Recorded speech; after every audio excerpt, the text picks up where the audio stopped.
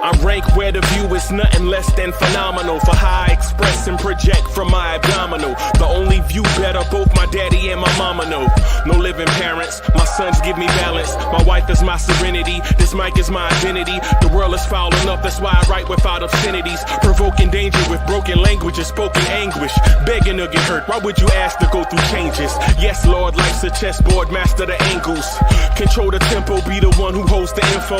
Acknowledge is just as deadly as machete swings. When spoken, the truth is as potent as that Medellin. While others swear the style is free, I just let it ring. Our time is undervalued, soldiers make us better kings. My fans on my shoulder, reaching after better things. Today I take the shot, for them I'd rather set the screen. My mama told me follow my dreams. My daddy told me get it by any means. Stand tall, make him bow to a king. But I've evolved, you can see the resolve. Look in my eyes when you speaking to God. Life and for those who be caught up in using what I was taught with the muse. I guess they call it proving I'm more than an artist. Penciling out my darkest while stenciling out a harvest. And storing what gets me from A to B, just like garages. Instrumental with collages. Envision what I've been drawing. Broadway to give you rhythm like the great Lena Horne.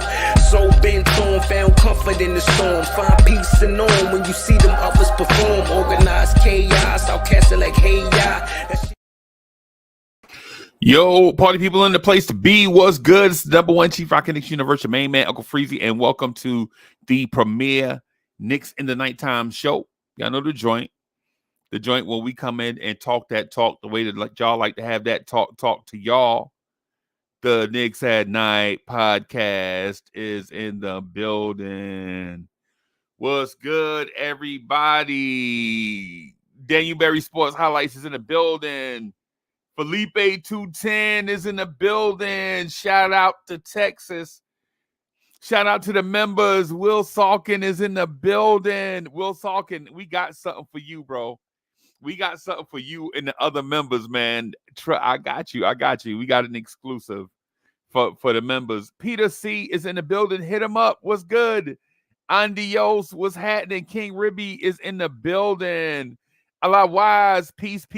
What's good, everybody? Yeah, man. Yo, To Die For is in the building. Yo, if this is your first time here, consider subscribing to the channel. Hit that like button. The show is going to be fire. Drip More is in the building. What's good? What's good, everybody?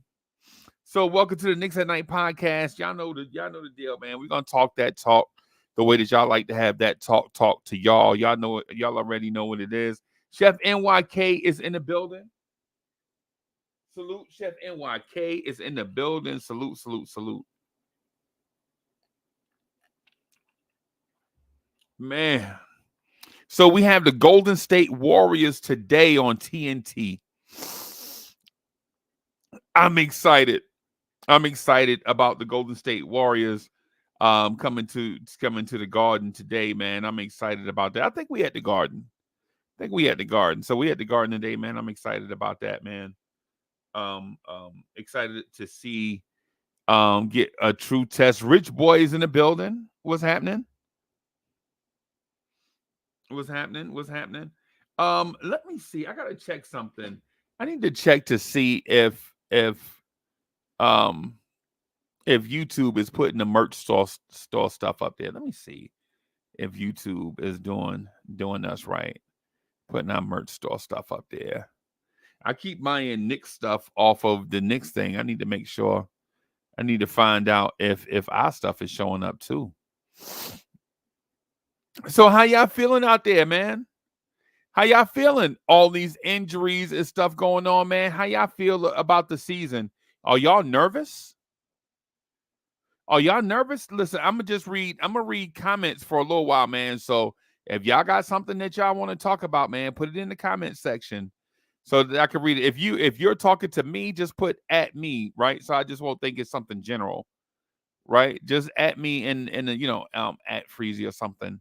And you know what I'm saying, so that I can recognize who you're talking to. That way, if you're talking to somebody in the chat, I won't be ear hustling. Yeah, YouTube still don't have my stuff up. YouTube just make me mad, man.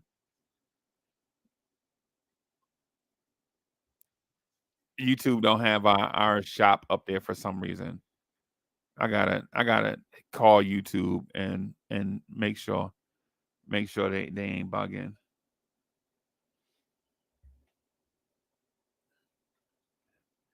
And so Tadafo says, nah, we ain't nervous over this side. Let me find out you nervous. Yeah, nah, man, I'm in the same place I've always been.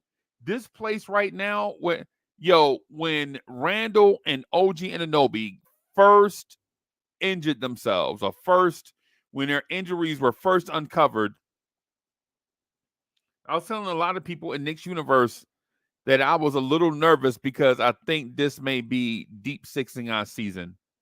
Right? I was saying it back then, like when it first happened, I'm like, oh no. This right here might be deep sixing our season. You know what I'm saying? And so while it seems like, I mean, shout out to Ty Barbie. Ty Barbie was calling me Chicken Little. He's like, yo, Uncle Freezy, don't be Chicken Little, bro. You know what I'm saying? Don't overreact, bro. Don't overreact, man. It's just an injury. Everybody will come back fine. We'll win 55 games. We'll make the Eastern Conference Finals and things like that. And so, we'll see what things go after that. But my mindset was when we first got injured. Well, let me phrase it in a different way. Let me phrase it like this, right? I'm not trusting, and this is no shade on the Knicks, but I'm not trusting of the way that they talk about injuries.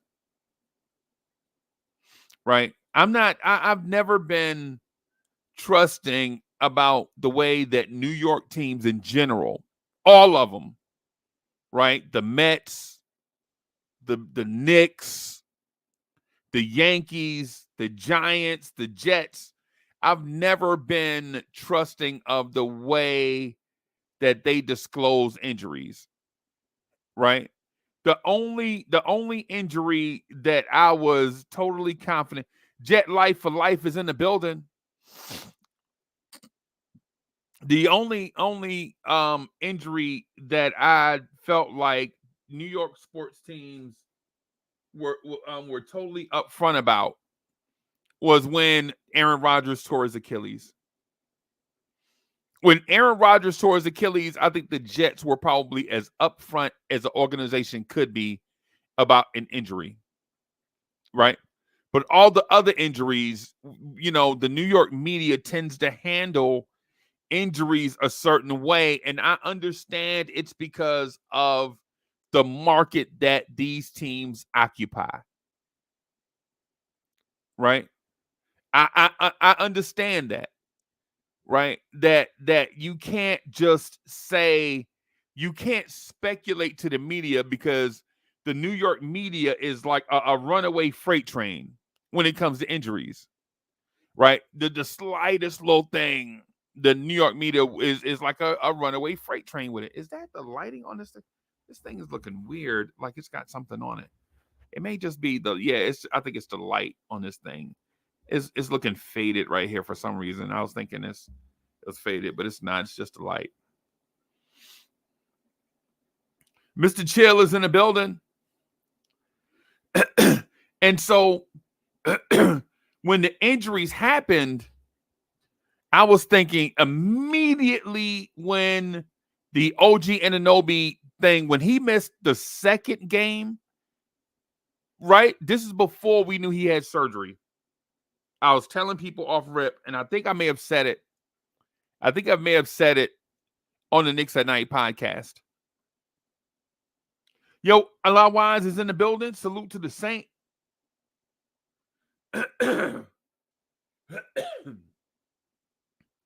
So when OG Anunoby missed 2 games back to back with the elbow, I was thinking to myself, yo, this is looking like the Derrick Rose injury from 2022 all over again.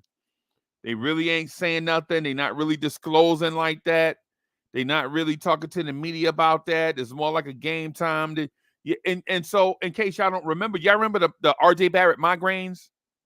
Remember the RJ Barrett migraines at the beginning of the season but we were winning again. Like we won a close game in the Garden, and RJ Barrett, who had migraines, was in the Garden celebrating a close victory with the Knicks.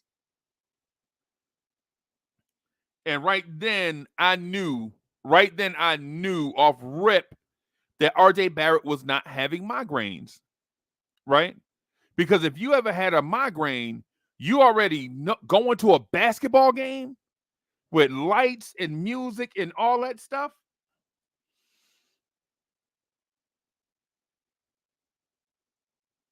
You ever had a migraine? If y'all, if you've never had a migraine, listen, you're blessed. You're fortunate. You're blessed and fortunate, right? Might even be lucky, depending on your belief system and all that, right? But if you have had a migraine, you already know, right? A loud arena with music and flashing lights and bumping around and all that stuff. You already know that's the wrong place to be if you have a migraine, because migraines can be debilitating. So listen, whether he had the migraines or not is not the point that I'm getting at. I'm not saying that the Knicks were lying. I'm not saying I don't care about that part, right? But what I'm saying is the injury thing with the Knicks, they play it close to the vest. Right? They play it close to the vest. Right? So maybe OG Anunoby was injured when we got him, and maybe they saw it in the physical that you have to pass in order for the trade to go through. Right? I don't blame them for accepting OG Anunoby as damaged goods. I'm not saying that. I'm not saying that I would have rescinded the OG Anunoby trade if we find out he was damaged goods. That's not what I'm saying. Because I would have done it too. I'd have like, oh, it's just a surgery. He'll be out for a month and a half. Yeah, I'll do it. For the mere fact that you get OG Anunoby and the right to sign him as the original franchise or his bird rights, I would have done it too. And no shade on RJ and no shade on Quickly. That's not what I'm saying. Right. But if the opportunity was there, to get a OG Anunoby, a Precious, and a Malachi Flynn, I would have did the trade too. And not that I would have turned a blind eye to an injury. I would have come up with some type of plan in order for us to get OG Anunoby healthy and have him be ready for the playoffs. Right?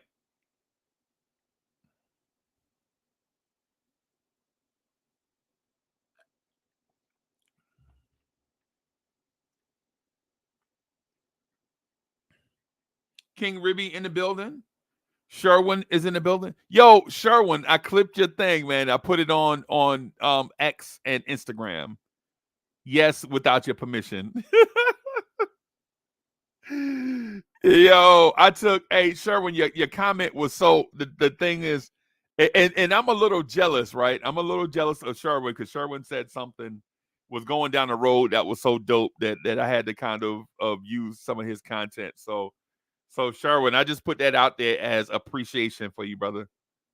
But yeah, the injury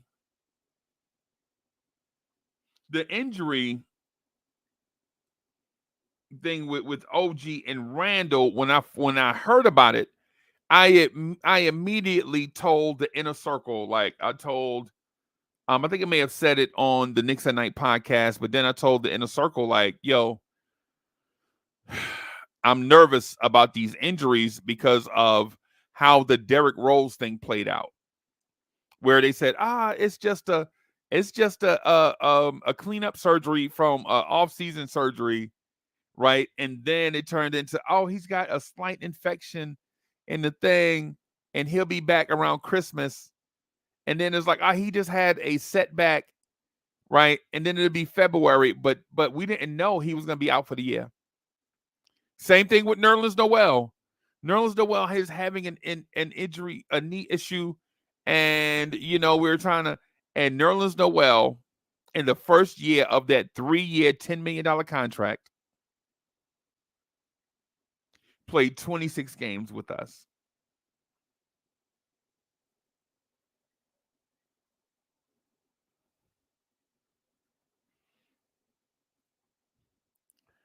Yo, no, you didn't.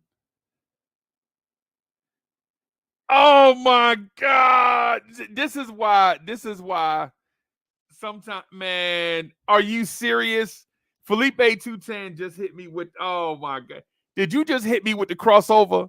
Did you just ISO hezzy a crossover on me just now and one at the rim just now with this? Because this thought never even crossed my mind.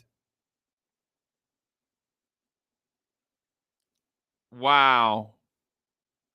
Maybe we should talk about this. Chat, what do y'all think? Y'all think we should talk about what Felipe 210 just said? Felipe 210 just legit hit me with the sham god. Maybe the injury is the reason no first round pick went in the trade. For one, let me ask before I start talking about this, is this your original thought or did you see this? Did somebody else talk about this somewhere else? Let me know. Just be real with me. B-Baller for real is in the building. Felipe 210, let me know. Is this your original thought or did you see this somewhere else? I don't want to. If it's somebody else's, okay. Okay. Okay. So Felipe 210 says that's his thought. Okay. Wow. Wow.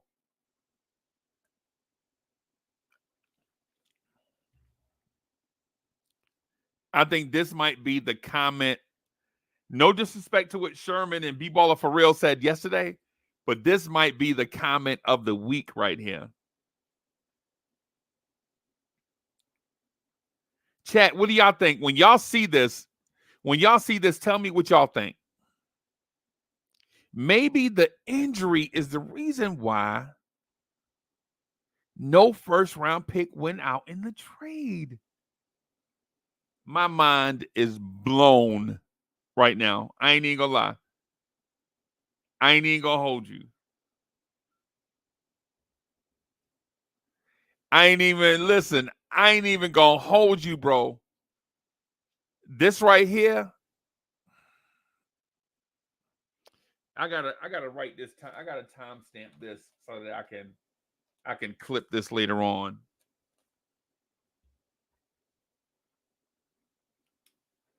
It's about 18 minutes. So we started this at about 15:00, and right now it's 18:21. Yo, that's crazy, bro. Still Knicks fans is in the building. Yo, I can't believe my man Felipe 210 coming through with this is crazy. Yo, I ain't even gonna lie to you, bro. I don't even know what to say to that now. I don't even know what to say to that now. Right?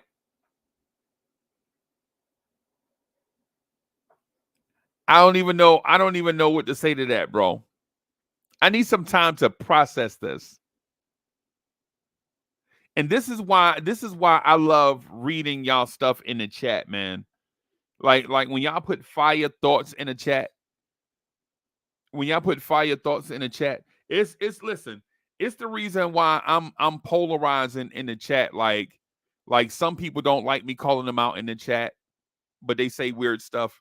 But then others say stuff that adds stuff to the conversation. And then people are like, I know I'm gonna get a call later, like, yo, you putting Felipe 210 on the pedestal. That's my man. No. Felipe 210 is my man. Come on. I ain't even gonna lie to you, bro. Okay. Yo, JJ is in the building. Salute. Is that the reason, chat? So, is that the reason why the asking price of 3 first-round picks came way down to 2 young players and a second-round pick for OG Anunoby? Is because he had been nursing injuries? Because if that's the case, shout out to Wiz. I'm sorry, Wiz. What's good, Wiz? What's happening?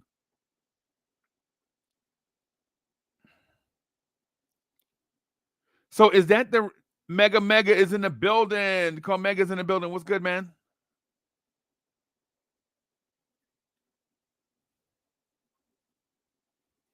So that may be the reason why we got OG Anunoby at such a discounted price.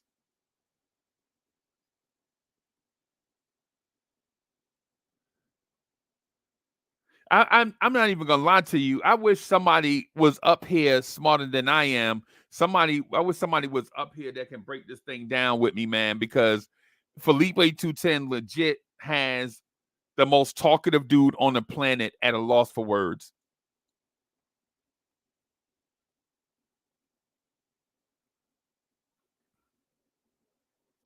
So maybe the Knicks got OG Anunoby at a discounted price because he had pre-existing injuries that required surgery in a walk year, whereas if he had season endings or had surgery, Toronto would have not been able to get anything for him. So if he gets the surgery in Toronto before the trade deadline, Toronto gets nothing in return for OG Anunoby.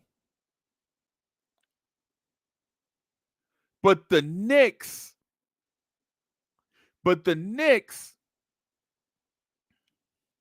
insist that they give us Precious along with OG Anunoby and Malachi Flynn.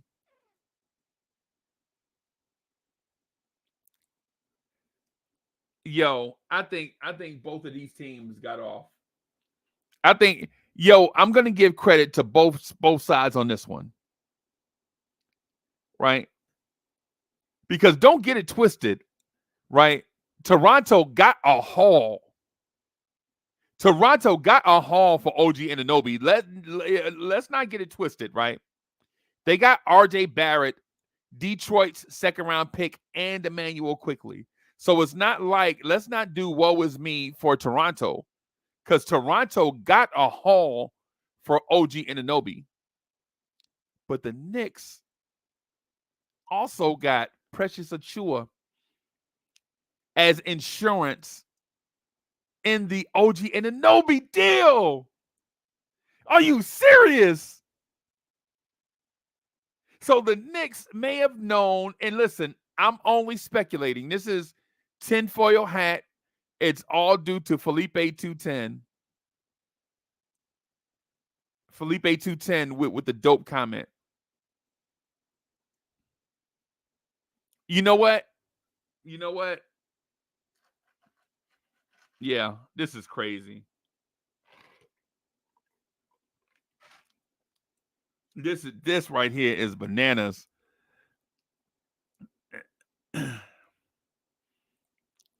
To Die For says both teams won the trade in their own prospective ways. Yeah, man.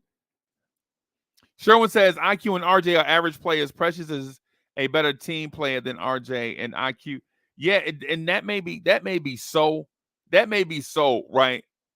But the fact that the Knicks got insurance by getting Precious in the deal for OG, because think about this. Can you imagine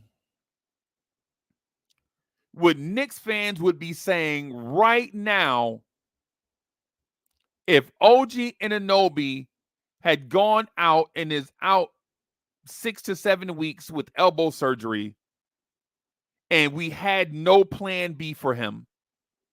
Can you imagine if Precious Achiuwa was still in Toronto, but OG Anunoby went out due to injury? What Knicks fans would be saying right now?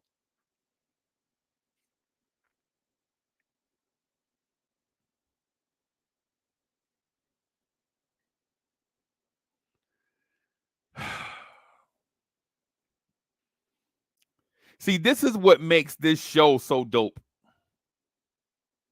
And this is the reason why I turn these mics on as much as I can, right? Because the fans legit contribute so much.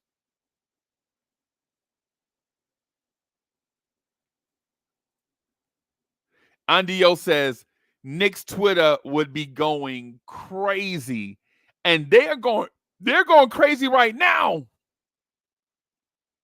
bro. But Knicks Twitter would have a meltdown if OG was out 6 to 7 weeks and we had no plan B. There was no Precious Achiuwa.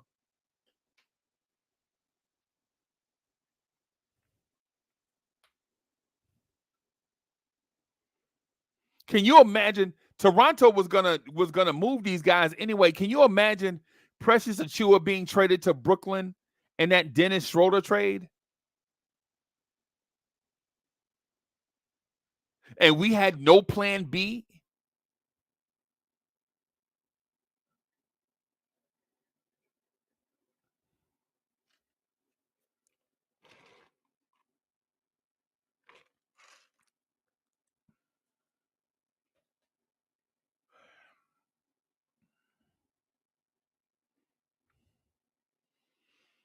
Man, I think sometimes, yo, chat, I'm not even gonna lie to you. I think y'all boost me up so much. I think y'all make me the #1 chief rocker just by putting dope comments in the chat for me to select. I like select a certain dope comment, and then it just come down, selector.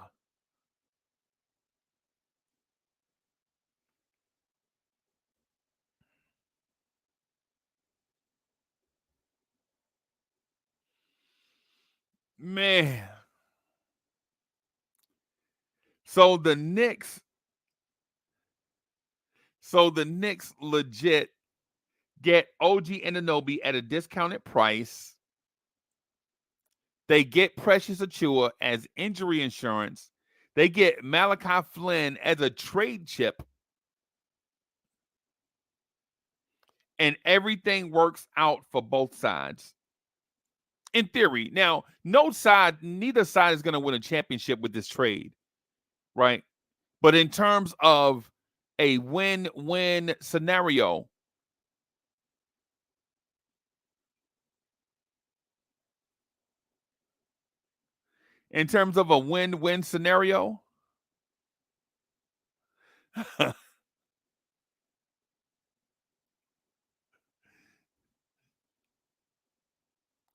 yeah. Drip more, you wow. Drip more, wow. Right.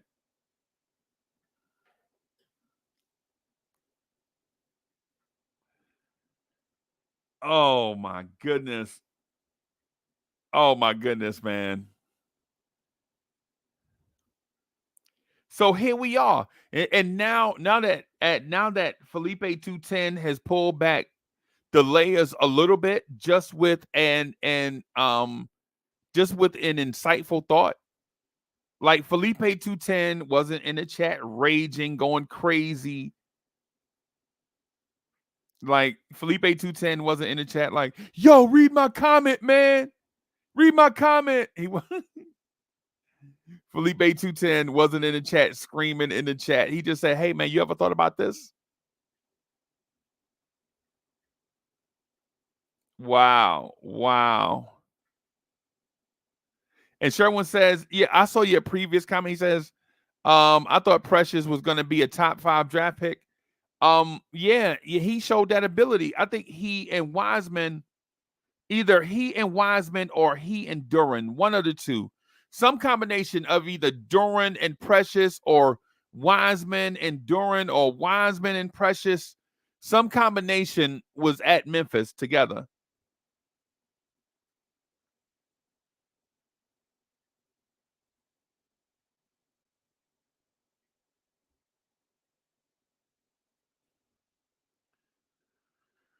JJ says, "Who was the dude always screaming for you to read his?" Yeah, I'm not sure, man. I'm not sure, but I'm not that type of person. Like I'm more in order for you got to speak to me, right? Like I speak to y'all.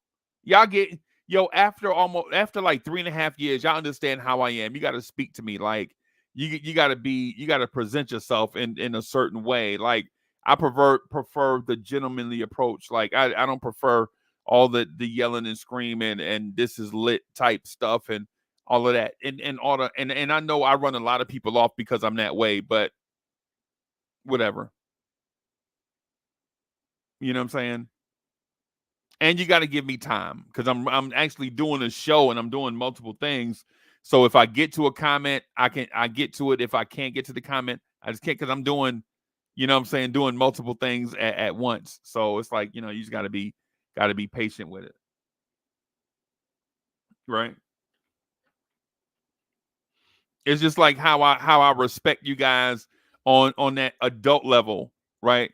Like when I see y'all, I'm gonna dap you up. Yo, what's good? You know what I'm saying? Just that respect you on that adult grown up level, right? I ain't gonna yell at y'all, be yelling and screaming, you idiot. No, that ain't me.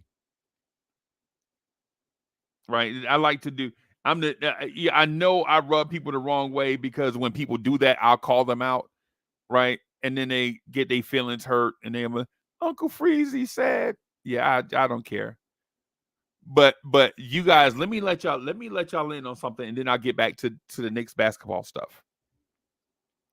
So in real life, man, I'm super busy with a lot of stuff, right? I'm super busy with a lot of stuff, and I'm not saying that makes me important. It just means I have a lot of stuff to do, right? It doesn't mean I'm somebody. It just means I just have a lot of stuff on my plate, right? And so in between like running a company, going back to school, right, on stuff, right, establishing sales relationships outside of what I'm doing here, right? It takes a lot of time, like 11, 12 hours sometimes. Some days it'll be 14 hours, some days it'll be 4 hours. Like on those days it'll be 4 hours, y'all will see me pop in during the course of the day to get back to my people, right? The days where it's 14 hours, you may not see me from a Wednesday night to a Friday morning. It's just because life be lifing, right? But all through that whole time, I'm thinking like, how do I get back to Lawrence Tears and vibes and stuff, right? The whole time I'm thinking, how do I get back? If I take a 2 hour, 3 hour lunch right here, can I do like a Lawrence Tears show, or can I do a vibes and stuff joint? Can I celebrate my people? Right? Can I see Kerry Cox? And every time I see Kerry Cox, I call him the son of the legend. Right? Every time I see JJ, I'm like, I gotta throw a Mets joke in here somewhere just to put a rock in his shoe. Every time I see To Die For, as soon as I see the name, I gotta salute real quick. Right? Right. Every time I see Sherwin, I'm like, yo, let me challenge the businessman. Let me see what the businessman is thinking. Right. And this has nothing to do with Knick stuff. I know for the most part, y'all want all Knick stuff. Like we like drama and we like beef. Right. Right. Like every time I see Andios, I'll be the first thing, yo, Andios is in the building. And I'm probably pronouncing it wrong, but I'm trying. I'm not perfect. Right. So I'm always during the course of the day, like I'll get up at 6, even though I'm doing the Knicks at Night podcast right now, right? It's 12:59 on the East Coast, right? I'll do it for as long as I can. and then I'm going to get up at 6:30. I'm going to get up at 6:30 a.m. I'm going to try to do some push-ups, right? Some days I'll do 80, some days I'll do 30, 40. But I'm going to try to do something. Take the dogs outside, let them do the business, right? Going to scroll through emails, got multiple accounts, have the Blawrence Tears email, my personal email for school, and then the business email for work and all work-related stuff. I'm going to go through all that stuff and then try to do the Knicks morning drive. And when I do the Knicks morning drive, I'm going to try to have a panel with a bunch of people to express themselves. And while they do that, I'm going to take business call and check emails and all that stuff throughout the process. Because we love doing this thing right here, right? Like having y'all here, being part of a unit, right? Like a thing, a community, a group. Right? Then go work, do stuff during the day, and probably get back on at night. Right? Try to do the best we can for the stuff. Right? And I know sometimes in the communities, like in these chats, y'all be in the chats for so long, so many years, y'all profiles are getting bigger and bigger and bigger. But what happens every now and then, people will they'll outsize the community. Right, like they'll outsize the community. Like they'll feel like they're bigger and more important to the vibe that we doing. Right, and I get it. I get it. I get that. That's a part of life. But for me, while y'all think, well, and I'll say this in general, like, well, some think like, yo, Uncle Freezy got such and such number of people in the chat. Uncle Freezy does this. Nah, bro. Legit. Hand to the man. I'm talking about hand to the man. I'm talking about top of my heart. I'd be more excited to see y'all than y'all are excited to see me. Right? Like when I see JJ, when I see JJ show up in the chat, the first thing I be thinking is like, what kind of Mets joke can I tell? You know what I'm saying? Yo, so every now and then you'll see me like go get kind of left with something. It's just because we have this safe space where we can rock and talk Knicks stuff, right? Well, we could talk Knicks stuff. Like I'm not gonna try to be like, my thing is we, a lot of us have good lives. Like I'm not trying to be Knicks celebrity number one. I don't need to be that. I don't want to be that.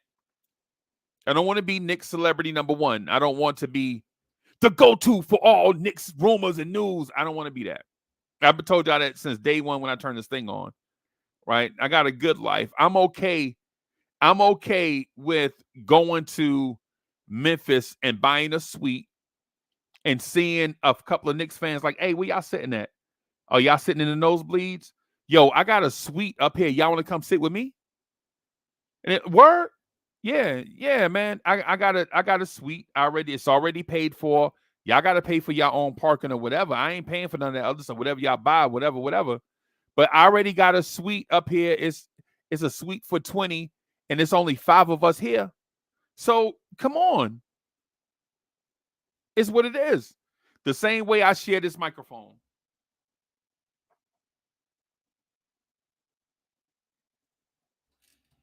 The same way I share this microphone, right? Right? We in that, say for instance, we went to the Atlanta playoff series 3 years ago, right? We got the suite, all types of people up in there, just regulars, just regular folks, all of us in the suite. Hoodie Kev, Jay Boogie, Rob the Knick, Uncle Fulio, a bunch of Knicks fans. We just get a suite and we go to the playoffs in Atlanta. Just regular people, bro. I'm not trying to be like celebrity status number one guy.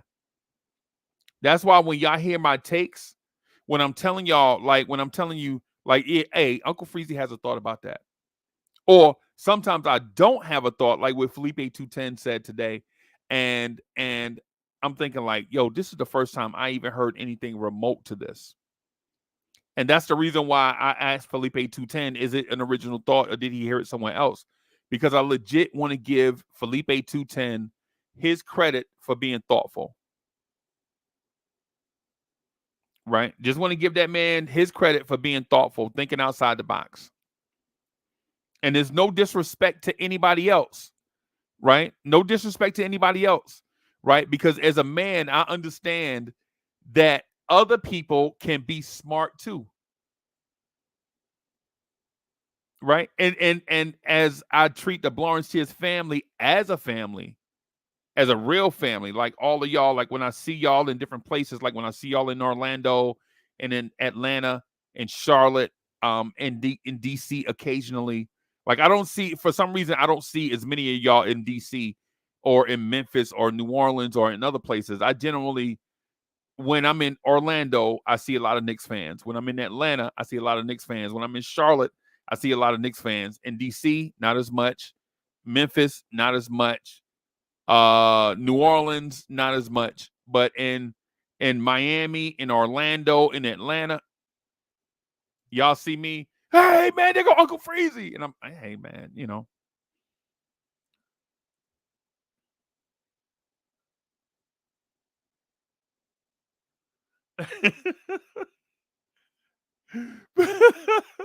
Be baller for us at regular people. Those no, these man, bro. Nah, okay. Jay Boogie, Uncle Fulio, and yeah. I mean, okay. I got you. I'm with you. I'm with you. I'm with you. I'm with you on it. Heck, what's good? Morning Brew Sports Network. What it do, boss? Man. Yeah, man. So like when I see y'all out in places, right? When I see y'all out in places, man, it'd be nothing but love. Now, sometimes y'all want to talk me to death. I ain't gonna lie. Like I think we were in Atlanta, bro. Like dudes was talking to me to like legit two in the morning. It's a lot of talking. Especially when the game is over at like the game is over at 9:45 and we still talking like 2:00 in the morning at a parking garage. Yeah, man. Yeah, man. But to my guy's point, man, the trade to me, after thinking about what my man said, I honestly believe that the Knicks may have the Knicks and Toronto both worked out the deal that both worked for them. So when we out to admit,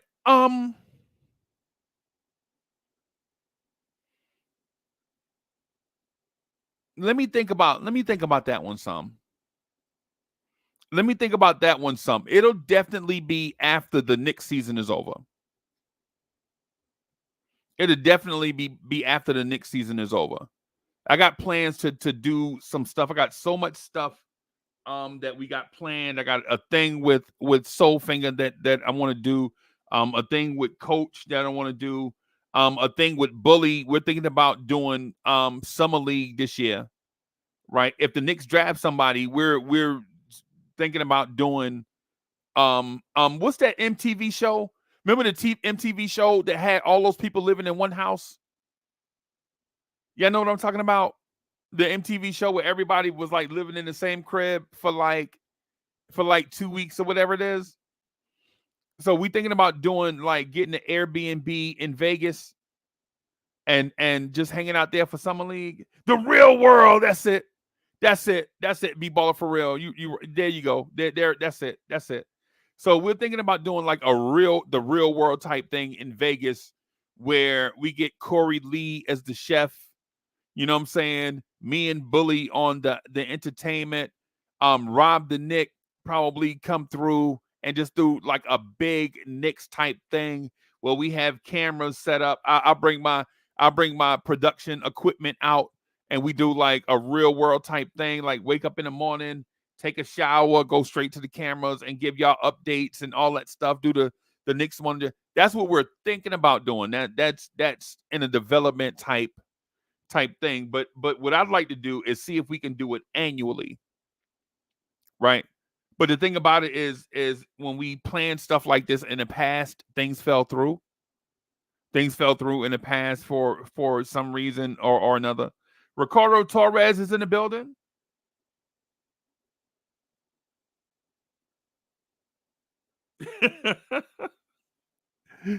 Yo, Kerry Cox says I can see Corey Lee on the smoker. Yeah, man. Yeah, man. Yeah, so that's in development stages, man. That's what we want to do. But again, a lot of times when you plan stuff, things don't always work out the way that you plan it. Right? Like the Orlando trip didn't work out the way that we planned. A lot of people had things come up at the last minute. And keeping it a stack when you plan ahead of time and then, plans fall through. A lot of times one person gets stuck with a lot of bills they didn't anticipate. So it's like from now on, I just want to make sure that I plan these things better. Like if you plan for 18 people and only 6 show up, what do you do? Right. So that's one of the things that I'm thinking about now. But anyways, on this thing, man, of where the Knicks are right now in terms of injuries and all that stuff. I've been telling y'all like since the very beginning, since early on, since the injuries started to happen, that I was nervous that these guys may not come back at 100% or as soon as we thought. The original DSJ is in the building.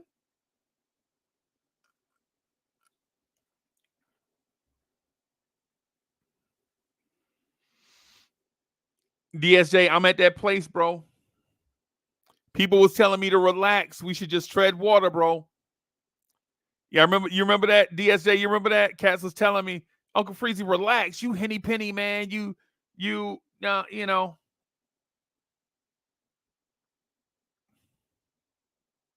I was like, nah, man, nah.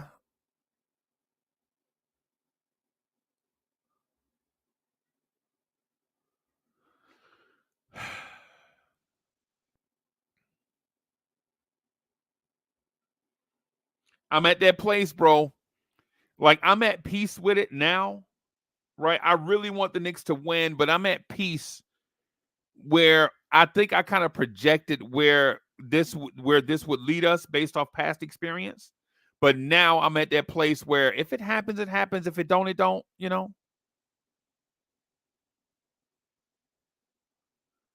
if OG comes back in 2 weeks, I'm at peace with it, I think. If he comes back in 3 weeks, I'm kind of at peace with it, I think. If Randall opts out for season-ending surgery, I think I'm okay with it, I think. If Mitchell Robinson doesn't come back or comes back too late, I think I'm at peace with it because I understand how the injury bug works. It happens. It seems like this is the course every other year for us. Tibbs, we make an improbable playoff run. The next year we're hurt. 2023, we make an improbable playoff run. The next year, Randall, OG, Mitch, Hartenstein, all these guys are hurt.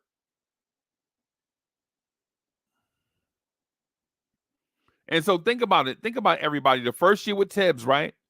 Mainly healthy, right? Unknown bunch, makes a serious playoff run, right? Out of nowhere. The next year, the team is hurt. 2023, we make an improbable playoff run. The next year, Mitch is hurt. RJ is hurt. Randall is hurt. OG is hurt. Hartenstein is hurt. So I think I'm okay with like the injury bug thing as long as I understand that it is indeed the injury bug. As long as I know it's injuries stopping us from reaching our ceiling and not poor performance from players or bad coaching or poor executive moves, I'm okay with it.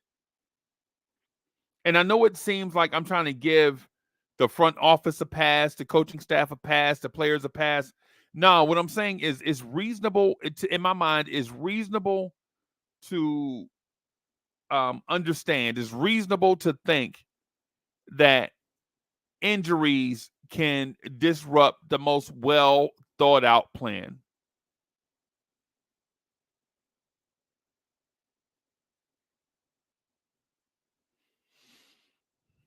In my mind.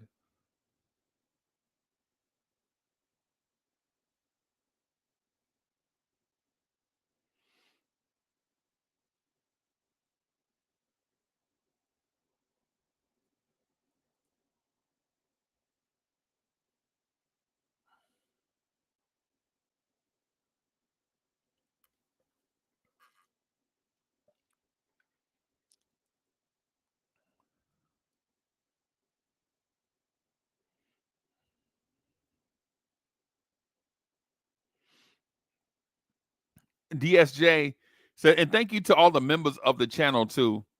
DSJ says, I will be infuriated if we pay top dollar for OG Anunoby with his litany of injuries through his young pro career. Knicks deserve an injury discount. That is interesting.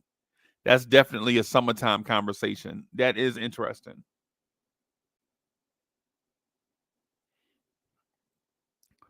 And Kerry Cox says, "What if the injuries fix OG's injuries?" And I'm here to tell you this, bro.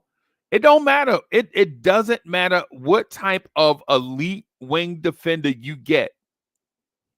Doesn't matter who it is. They are going to get injured. It's what it is. Right? These dudes, these guys, you got to you compare them to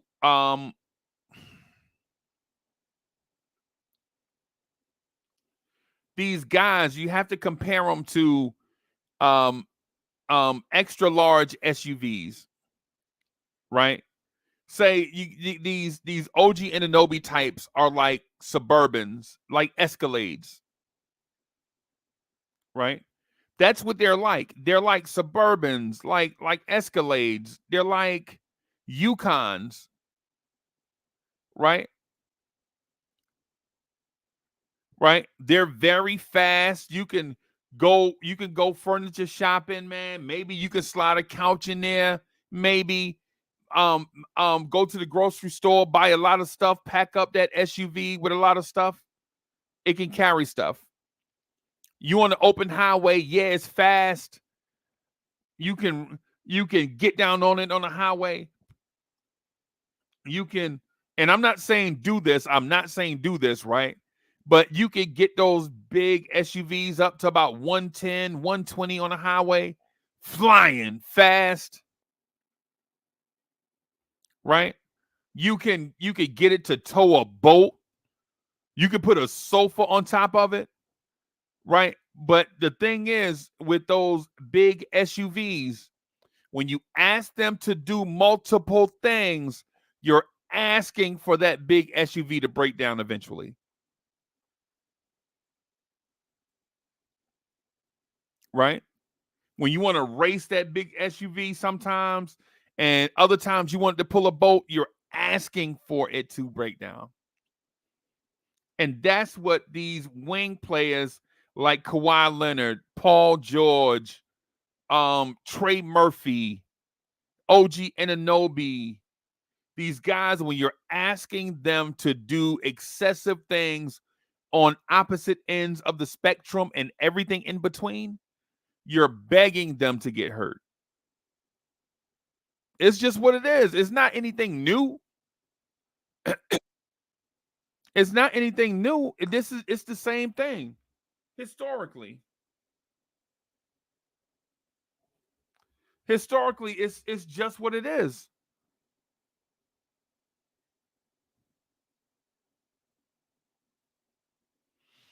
We have somebody backstage. Let me see who it is. Who is this backstage?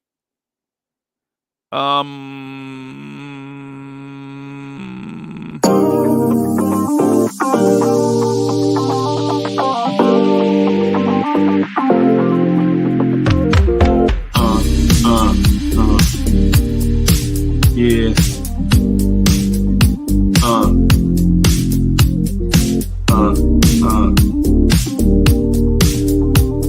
Yeah, ladies and gentlemen, put them drinks down and get on your feet. Put your hands together for the R&B sensation, DSJ. Ladies and gentlemen, DSJ.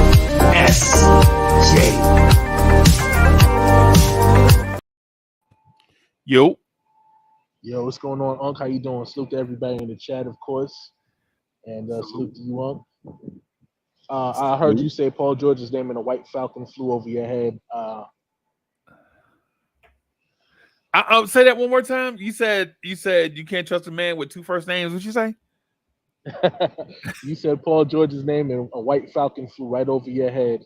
Yeah. Yes. Yes. I thought it was a dove at first. But this is what it sounds like. Now with that speed.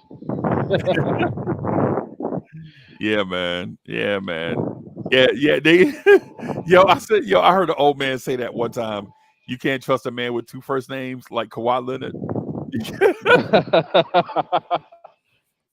Well, again, you know what's crazy? It's the history, right? It's like how they sustained the injuries and how it just became like the thing right after. Kawhi was genuinely a healthy player up until Zaza Pachulia stuck his foot under him, wedged his foot under him during the Western Conference Finals, and then it just seemed like Kawhi just stays hurt after that. Right.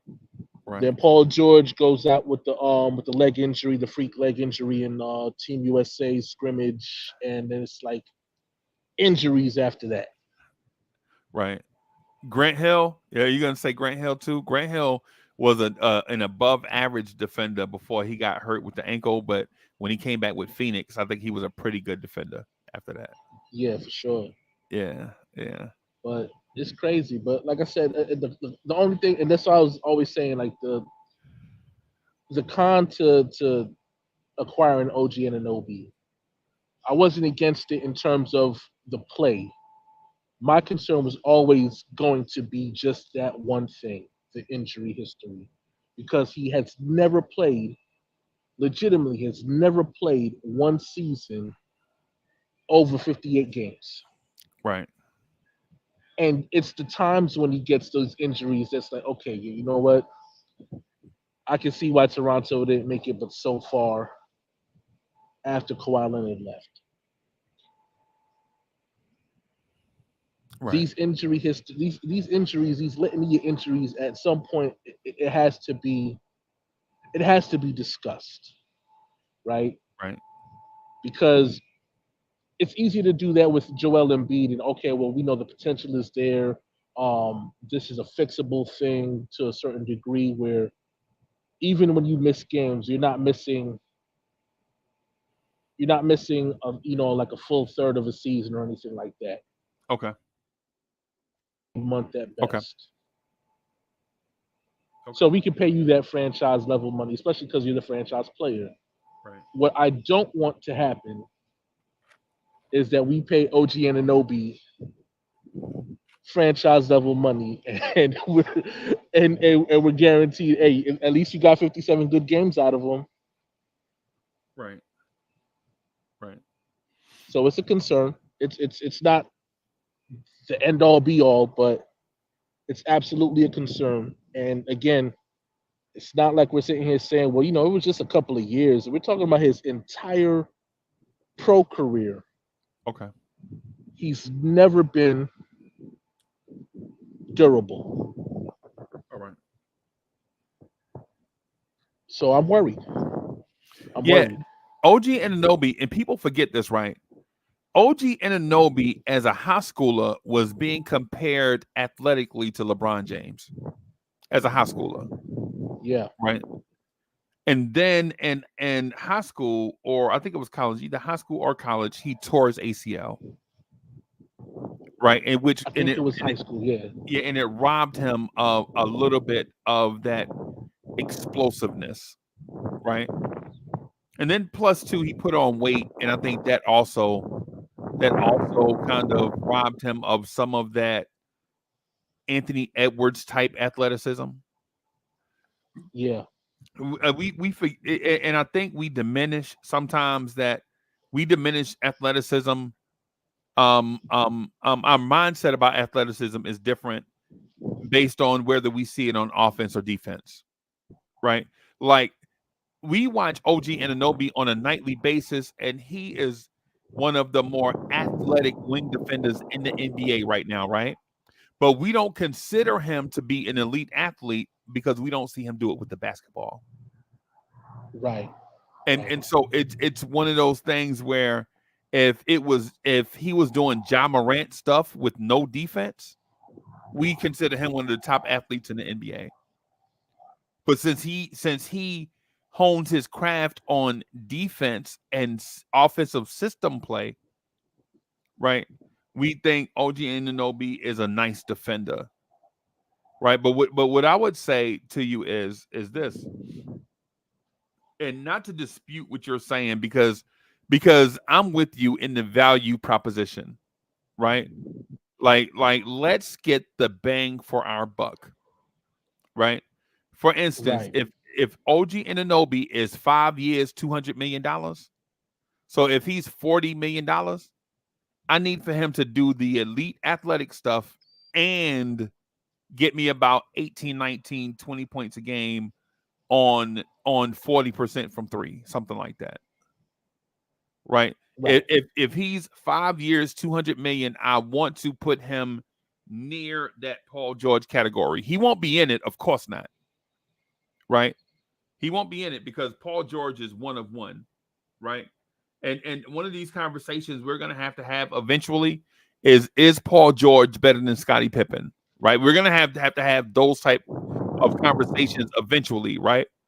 But what I'm saying now is I'm with you. Now I do expect bang for your buck, right? At the Right. same time, I don't want OG Anunoby to walk out the door over a few dollars here or there, and we lost OG, RJ, and quickly. No, of course. I mean, like I said, my biggest concern is always going to be just that one thing, because everything else, in terms of what OG brings to the table, yeah, I absolutely think he's perfect for the team.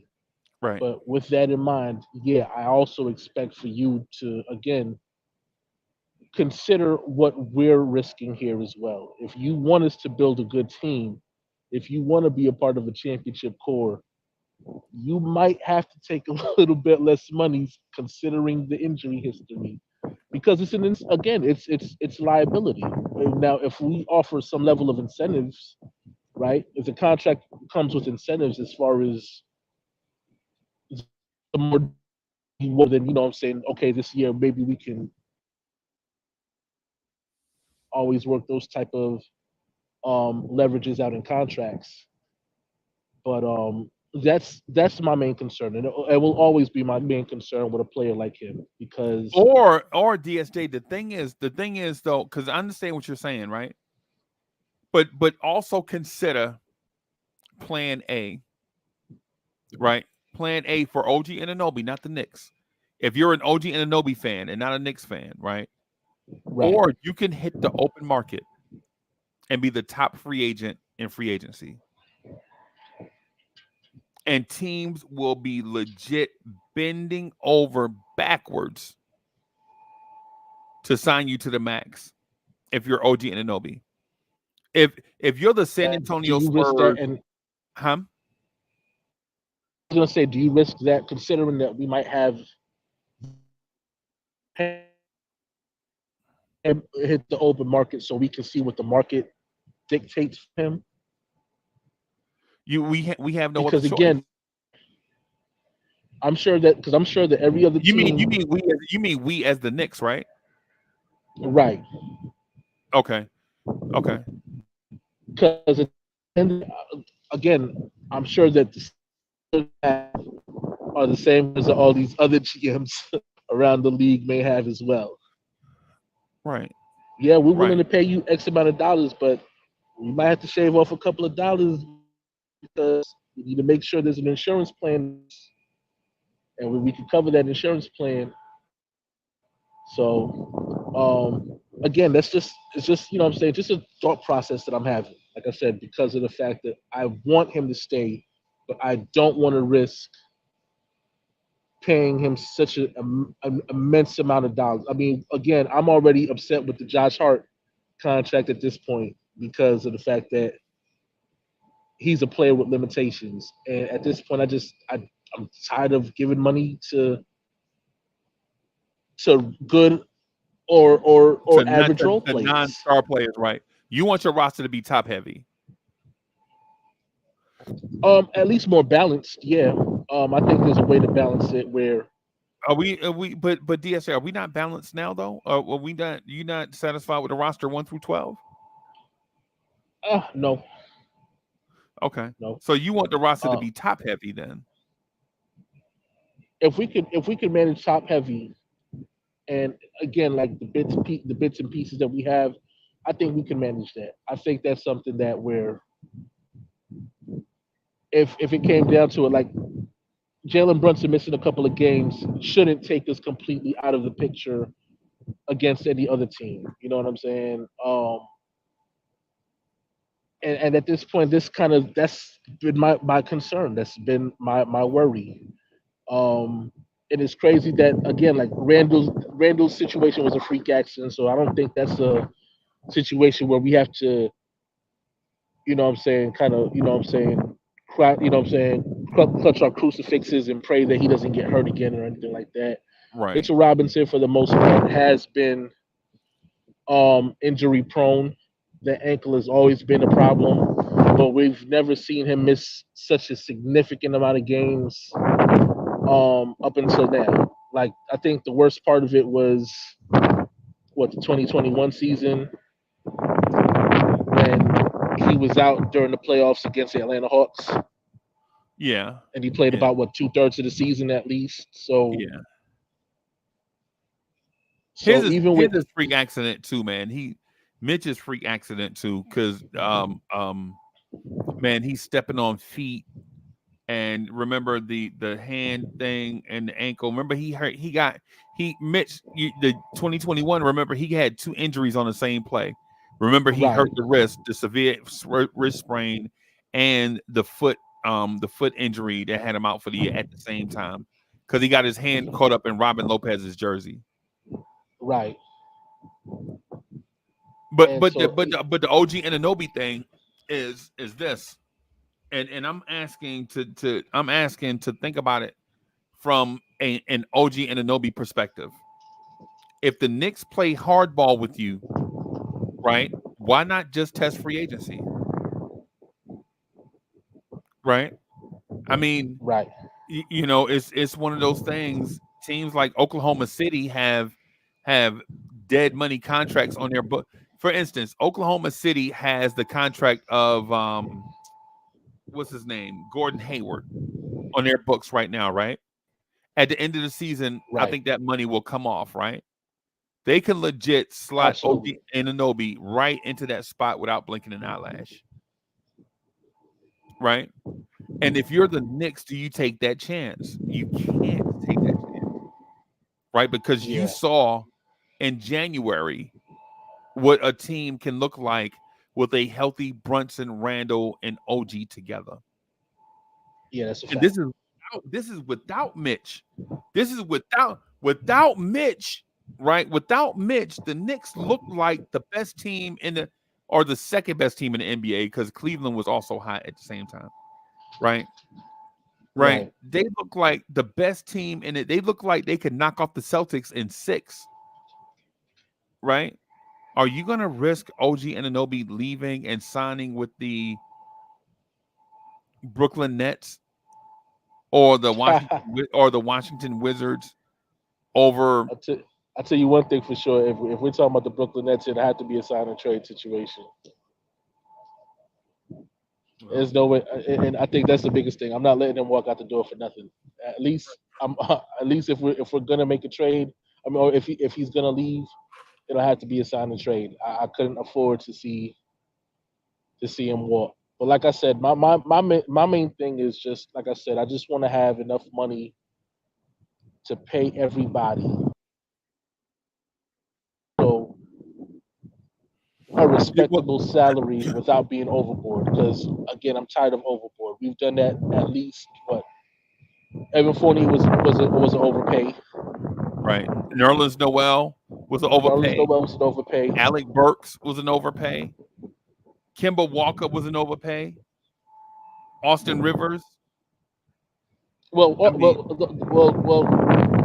I wouldn't say he was an over. Like even Kemba Walker, $8 million wasn't killing us. That's I'm just saying nothing. the win was getting your microphone just now. Yeah, I said Kemba Walker really wasn't overpaid for the fact that it was $8 million. So we're not even talking about a double-digit number. Right. That's damn near mid-level exception to Right. some. So Right. But think about that $8 million holding you in a place where you couldn't go out and sign another point guard to salvage your season. yeah. That's what I'm getting at. I'm not saying that he was making 50 million. It's just that he had you in a place with the cap. He only took 8 million because that's all we had. If we had more money, we would have took more money. You know. Okay, I get what you're saying. Yeah.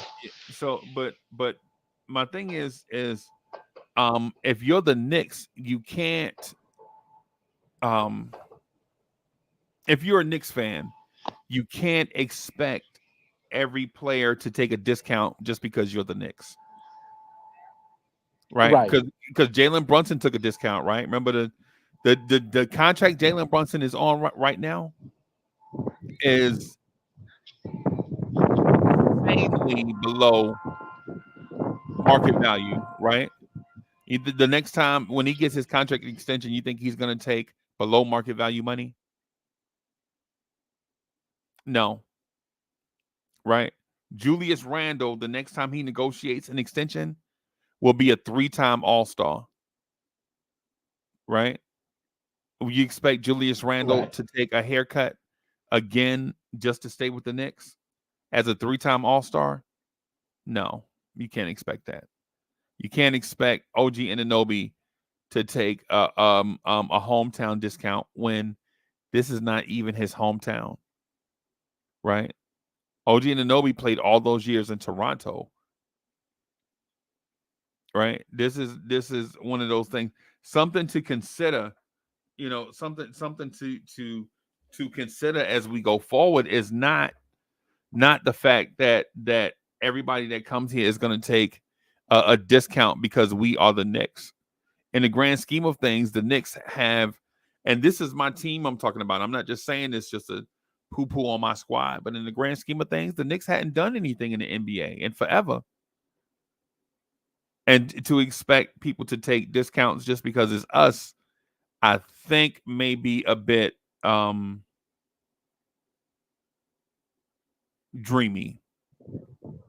Yeah, I mean it is. Don't get me wrong. I absolutely don't expect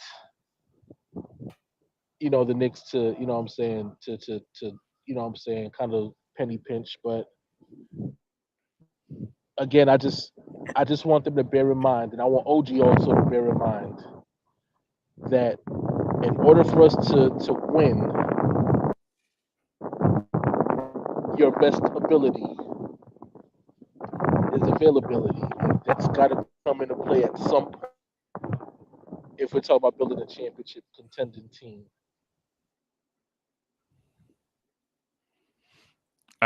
Just for him to understand the concerns, because at the end of the day, whatever they negotiate is going to be whatever they negotiate.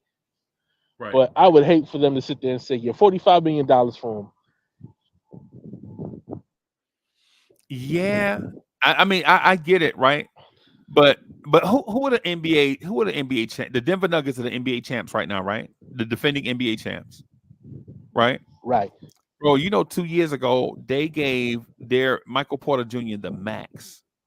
Michael Porter Jr. makes more than Randall and Brunson, right? Doesn't I thought he was only a Michael $90 Porter million Jr. dollar player, but that's crazy. They gave him the max, but you know what they did after giving him the max? They lost out on Bruce Brown and Jeff Green after They winning the won an NBA championship. championship. They won a championship. They won a championship because they backfilled their. They didn't lose out on those guys. They let them walk. They backfilled the roster with Christian Brown and the other guy, the other young dudes they got. They backfilled their roster with first round picks. Right. Right. They let those dudes. They were like, "Say la vie, bro. You won your chip, man. We appreciate your contribution, but we're backfilling them, bro. It's not like they missed out on something. Jokic and that young rookie they got, the one I can't remember his name.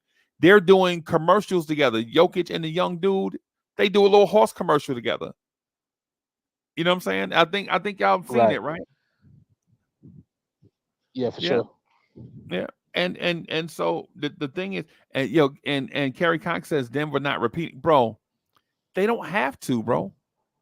They don't have to repeat because this moment right here, they are the NBA champs, and you can't take it away from them, right? Like for instance, if we win the NBA title this year, right, with what we have, and then OG Anunoby walks and signs with somebody else, somebody gives him five for 250. We don't care because you can't ever take that championship away from us. Like DSA legit, if I say you can win a championship this year, but all the free agents are going to walk in the summer, what would you prefer? To sign those free agents and keep them around or win that chip? No, I definitely want the chip. I definitely want the chip, and then we can rebuild how we need to rebuild.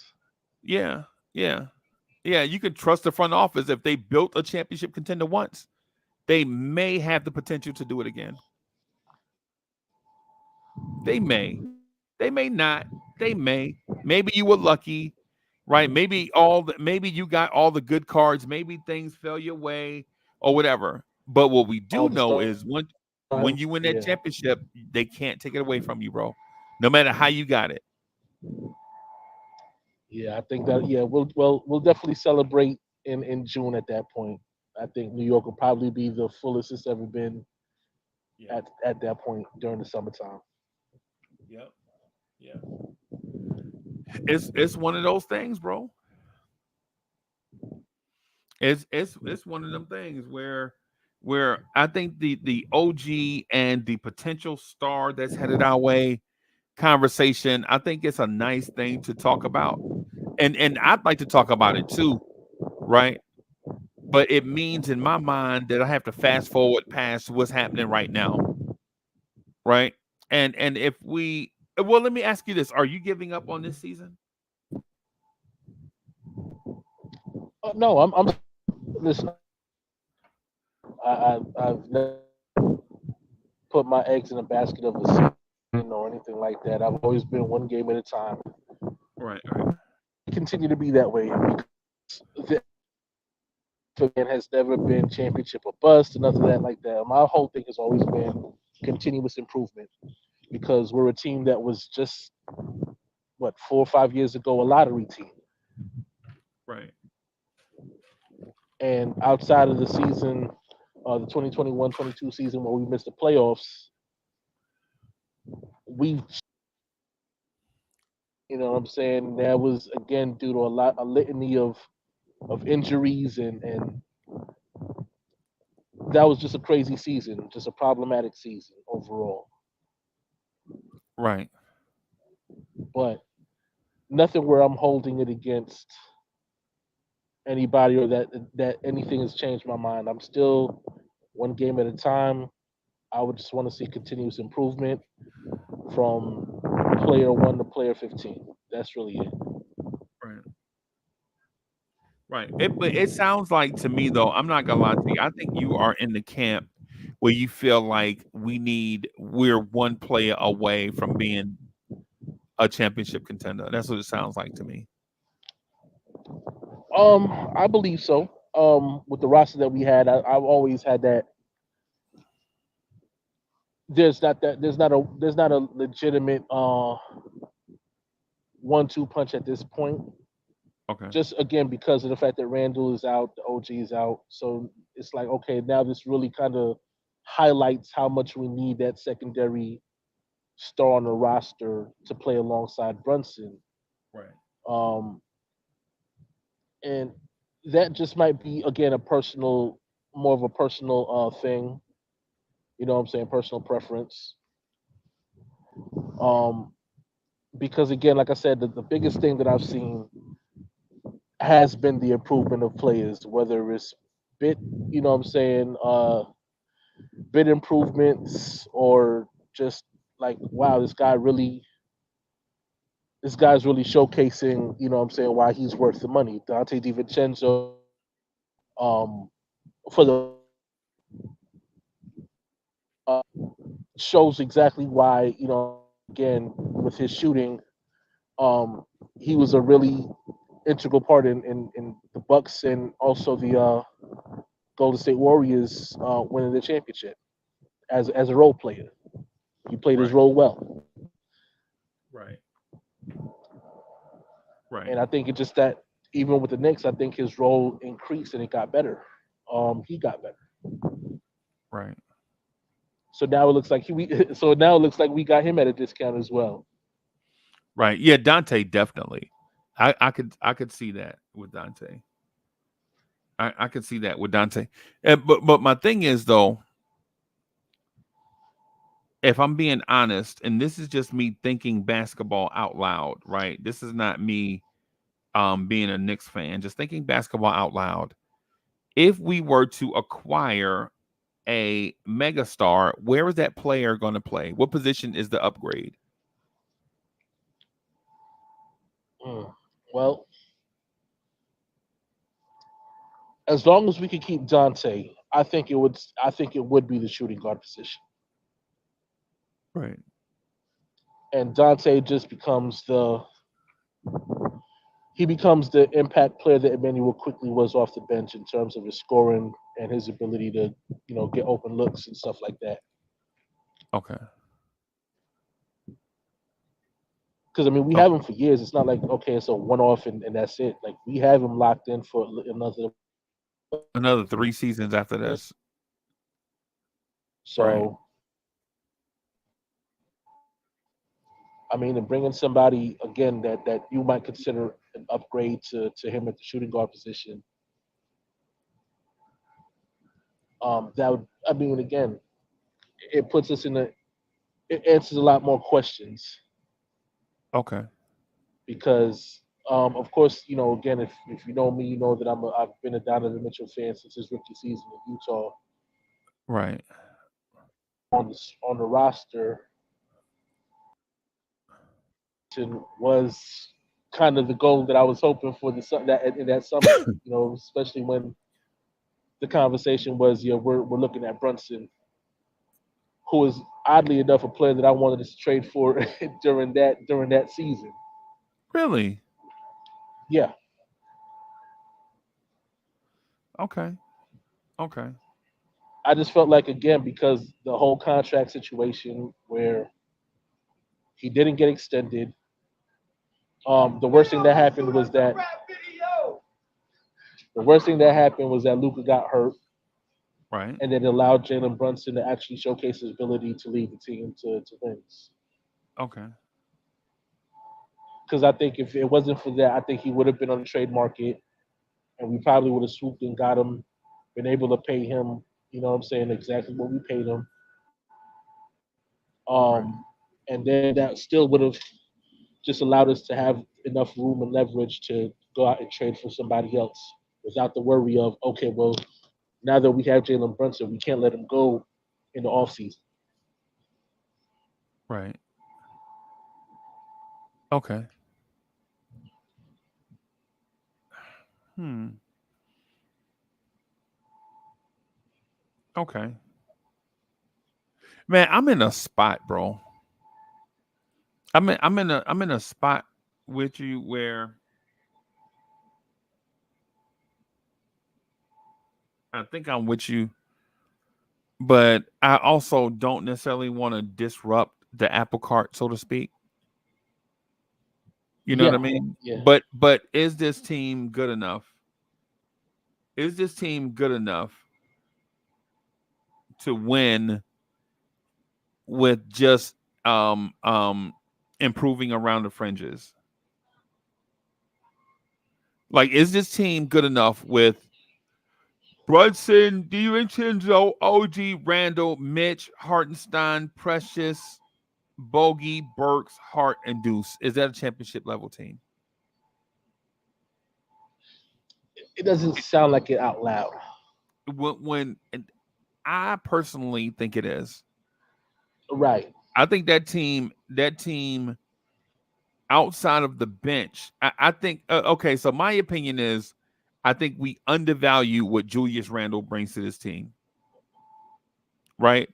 I think we undervalue Julius Randle like we undervalued Bernard King when he was here.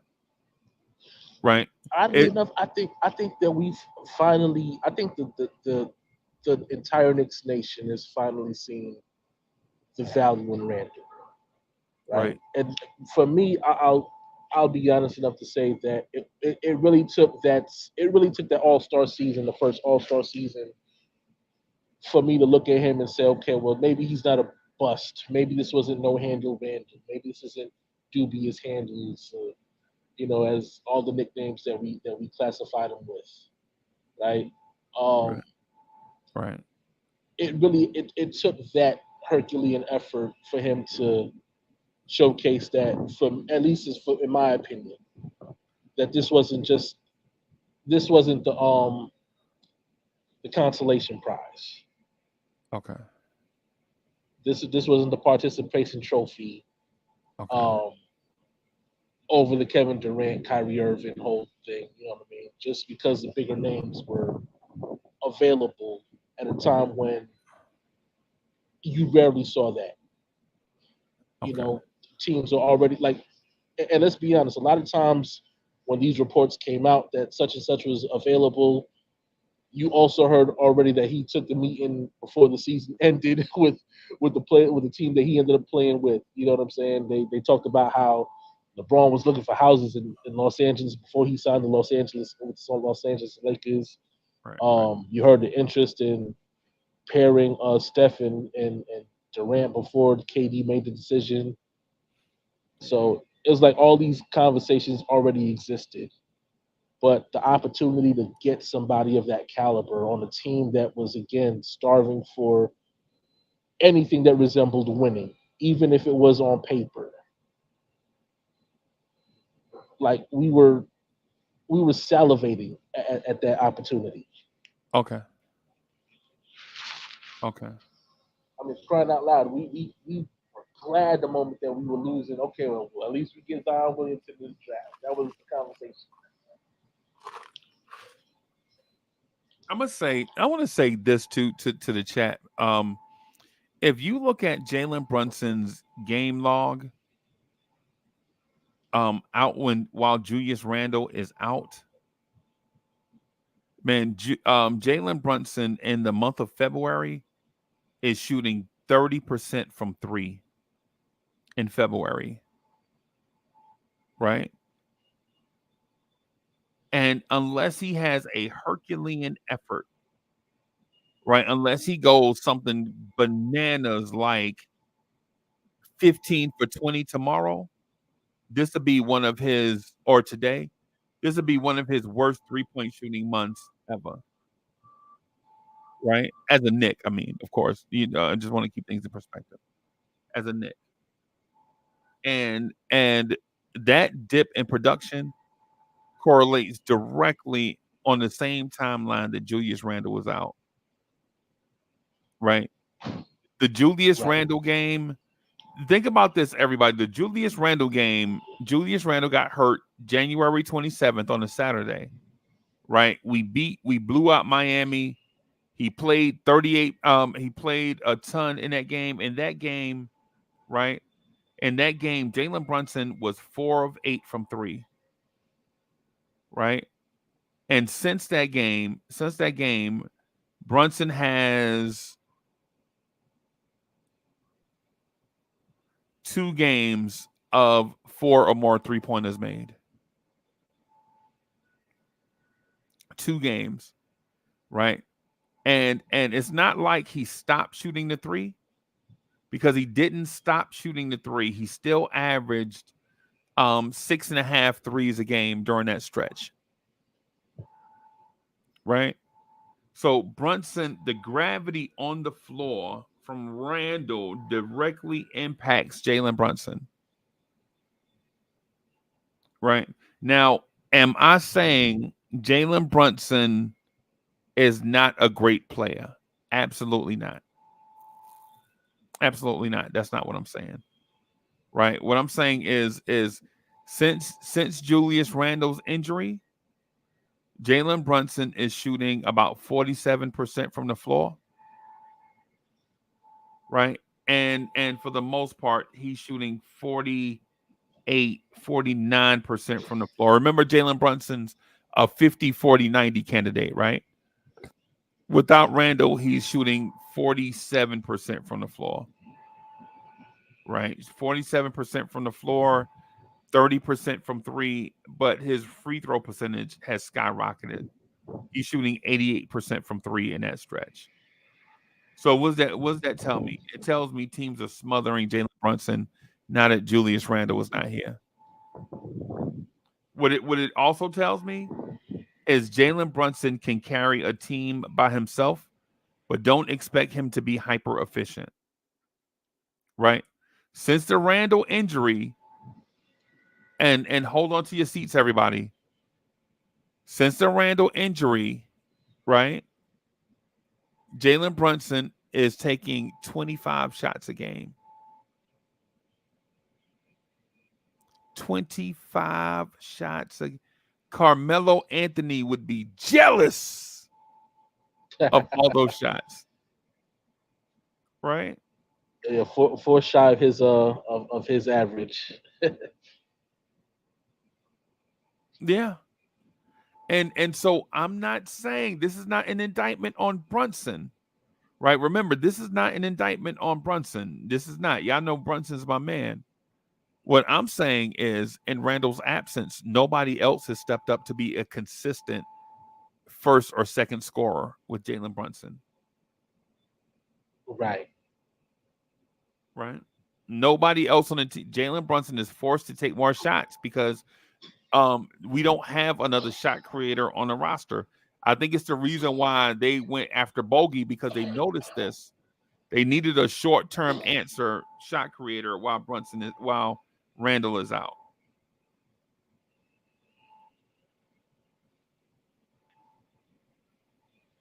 So again, this goes into how much that secondary star is needed on a roster. And again, we're not built to we're not built to sustain if we don't have these guys. Which is why, again, for me, it's important to say that like it's really got to be all hands on deck. It really is a by committee situation when it comes down to us and a championship roster, because I feel like again, um, missing a player of that caliber, of Randall's caliber right now, right? Um, like we really don't survive the Boston beatdown because they're so stacked. I mean, in all honesty, their entire front, their starting lineup is so stacked. It's ridiculous when you see guys like Derek White was in the conversation for being an All Star reserve as a role player, as a big Right. player Yo, I'm not even gonna lie to you too. There's a thing that I also wanted to point out. We didn't get the opportunity to speak about it, but you notice? Did you notice in a wide open, no defensive game, Jalen Brunson's shot was off? Yeah. You remember the All-Star game? Anybody watch the All-Star game? Yeah, Yeah, I remember how Jalen Brunson's shot looked off in the All-Star game. Jalen Brunson took how many threes? Like Jalen Brunson took like 10 threes, right? Seemed like he was getting them up, right? But he didn't look, his shot didn't look wet All-Star weekend. Is Jalen Brunson worn down, maybe? possible. It's possible. I mean, considering the fact that there's the demanded workload. Um, and again, it's something that he wants, but at the same time, it's one thing to want it. It's another thing when you actually get it. Right. Like when you sit there and say, "I want the attention, I want the opportunity to lead a team," and then we say, "Okay, well here it is," and all the things that come along with it. Oh, I'm not ready for that. Right. And you're learning on the fly. So I think, yeah, I mean, overall, I think he's burned out. Yeah. Yeah. And yeah, I think that I would even say, and I know this is gonna seem crazy. I would consider sitting Brunson tonight against Golden State. Absolutely, I think you have to find your spots to rest guys Right. because you want to think long term. You know what I'm saying? As much as you want to win games, especially during this lull of losses, you also have to think big picture. Who's gonna step up in his absence? Alec Burks, nah, I'm kidding. Deuce McBride. Deuce McBride Deuce McBride has to step up in Jalen Brunson's absence. You can't depend on Dante DiVincenzo and Josh Hart to be your leading scorers. Right? Or your lead assistant. Or your lead assist man either. Right? I think Deuce McBride has got to be the guy to step up. Right? It's one of those things, whether people realize it or not, Deuce McBride is one of the longest tenured Knicks. Deuce McBride has been here longer than Josh Hart, longer than Dante, longer than Hartenstein, longer than Brunson. I mean, Deuce McBride has been in this Tom Thibodeau system for a minute, bro. He's been here for a minute. Right? We call that man name on draft night in 2021. This is his third season in Tibbs' system. What are we gonna get?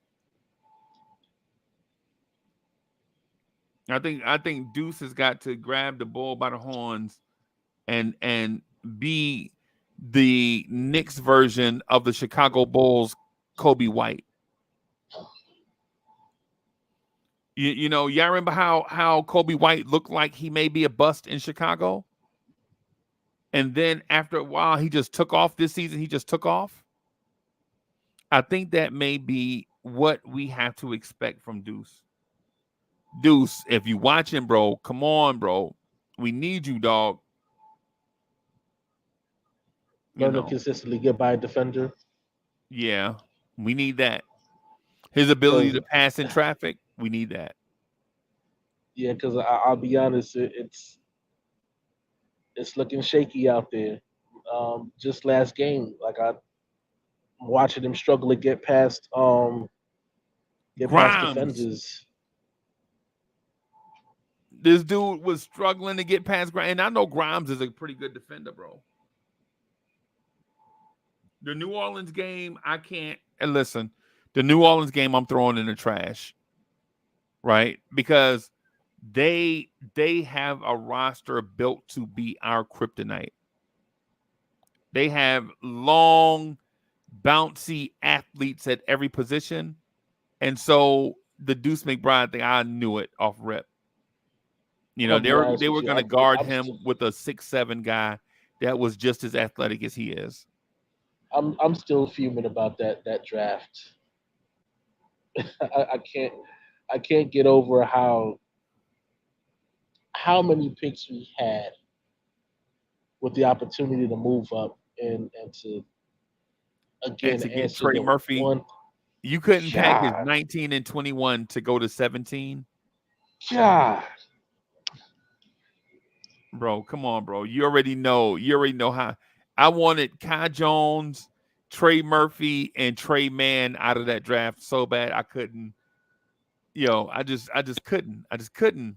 it killed me to see it killed me to see that a team that really didn't even need him at the time Right. got him because I'm like, "Oh, you already have Brandon Ingram. Why do you need why do you need Trey Murphy the third? And and they got Trey Murphy the third and Herb Jones in the same draft. I think we took Herb Jones after we took. They took Herb Jones after we took Deuce McBride. So, but all And of all of our that is consolation, yeah, bread. our consolation behind that was we traded down to get a player that we ended up trading away, and then we ended up picking a player that we'll never see play in the NBA. Yeah, yeah, I'm so frustrating, inspired. frustrating. Right, but But no front office gets everything 100% right all the time. Right. nah, Yeah, because when you think about it, the Golden State Warriors fans are not complaining about Ekpe Udo, right? They ain't complaining about Harrison Barnes, right? They're not complaining about Bellinelli, right? Because they got Clay, Draymond, and Steph, right? right. Right. It's one And they can't complain about Harrison Barnes because they got a championship with him. So right, right, and they're not complaining about Jordan Bell, right? They're not complaining. They're not complaining about the big man they got from Purdue. I forget his name. Festus Ezeli, right? They're not complaining or about Wiseman Festus. Huh? or Wiseman. No, they're not complaining about Wiseman. But let me go No. ahead and run. My break is over, unfortunately. Yeah, I'm gonna get out of here too, man. Thank y'all everybody for watching and rocking with us. I'm gonna get out of here so that I can get some rest. You'll do a little bit of studying and get some rest. I'm gonna see y'all for the next morning drive at 9. Hopefully, if everything goes right.